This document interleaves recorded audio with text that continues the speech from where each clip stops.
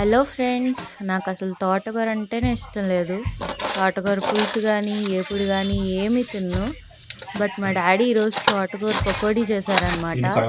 చాలా అంటే చాలా బాగా వచ్చింది పకోడీ. అయితే చిన్నపిల్లలు కూడా తినేస్తారు, అంత బాగా వచ్చింది పకోడీ. ఫస్ట్ తోటకూరని ఇలాగా చకచకా కట్ చేసేసుకున్నారు.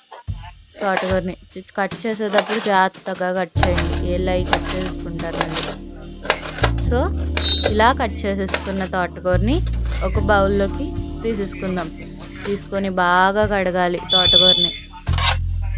సో ఇలా బౌల్లోకి అనేది తీసుకున్నారనమాట. మా డాడీ చేశారు మొత్తం ప్రాసెస్ అనేది.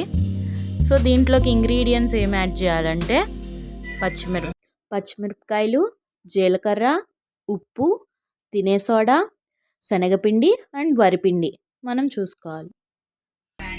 సో తర్వాత ఇది కడుక్కున్నది ఒక బౌల్లోకి అనేది తీసేసుకున్నాను అనమాట. ఫ్రెష్గా కడిగి పెట్టుకున్న తోటకూరని బౌల్లోకి తీసుకొని దాంట్లో కార్న్ పౌడర్ వేసి బాగా మిక్స్ చేయాలి. ఎలా నాకు కొంచెం ఉప్పు సరిపోలేదు, సో కొంచెం ఉప్పు వేసుకున్నాను అనమాట. దాంట్లోకి మళ్ళీ బాగా మిక్స్ అనమాట. అంటే బాగా ఇంగ్రీడియంట్స్ యొక్క టేస్ట్ అనేది అందులోకి దిగాలి, చాలా బాగా పిసకాలి, అప్పుడే కానీ టేస్ట్ తెలియదు. ఆయిల్ పెట్టేసుకున్నాను. మర్చిపోకూడదండి, బాగా వేడి మీద ఉన్నప్పుడే పకోడీ అనేది వేసుకోవాలి.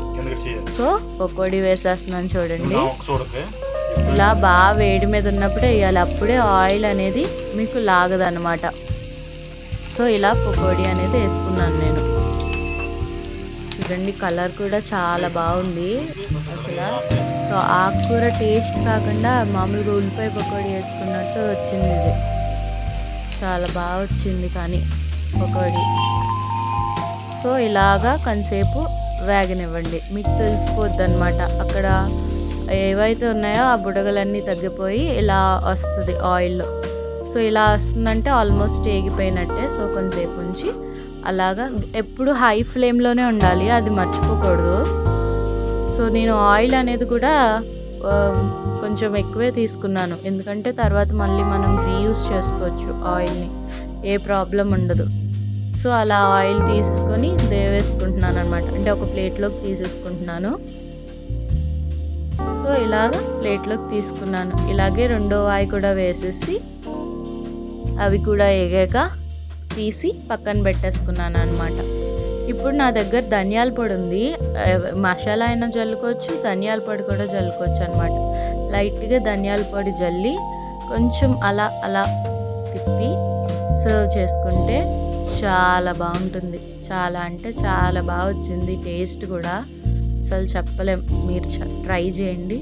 మా ఛానల్ని సబ్స్క్రైబ్ చేసుకోండి, నచ్చితే లైక్ చేయండి.